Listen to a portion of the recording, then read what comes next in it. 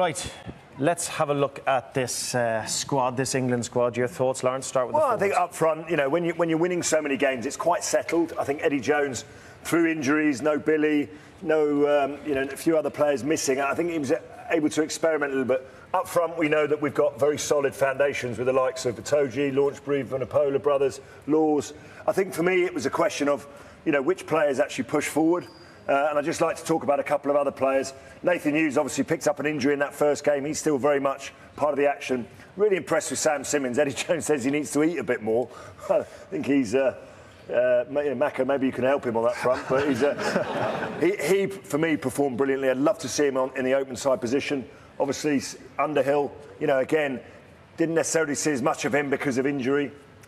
Charlie Ewell's put himself up there. We all talk about the competition for places in, you know, in the second row, but he showed up really well. So I think it's good to see Joe Marler back as well and back, you know, back playing well. So lots to be positive about with England. You know, we just need Billy back, and then we've got those huge Six Nations ahead. But I think there's a lot to be very happy about. How far away is Billy at the moment? I think the plan is hopefully to get back in January, late January.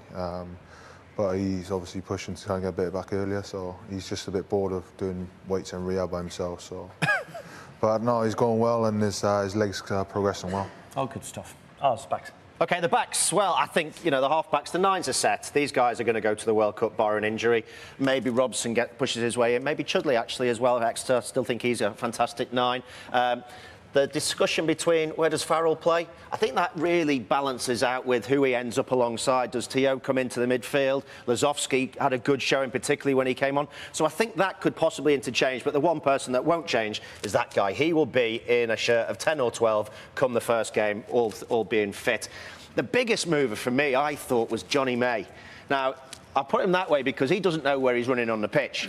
So, which is a great thing because he goes like this and he goes all over the place. But I think he's played himself probably this side of the post now. His pace was an absolute bonus for England. And the pace out wide with Elliot Daly and himself, I think really showed what England maybe had been missing. And they may use one of those guys alongside Noel moving forward when he comes back to full fitness as that worker on the wing and finisher on the wing. So they've got a really nice balance now. The only area which is still going to be in the press and concerned is 15.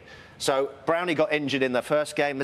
You know, most of the press are saying, why isn't Watson playing? But I think when we saw him come back in the final game, you saw why he's there. He's there as a leader. He's there as the captain of the back three. And, you know, once he introduces himself to both the wingers, then I think they're going to have a fantastic back three and be able to distribute the ball really well. But that back three now is a back three that can take on the world. It can take on New Zealand, because that really is the big differential between England and the All Blacks. If we can get that back three right, we've got a really good chance of taking them on across the field.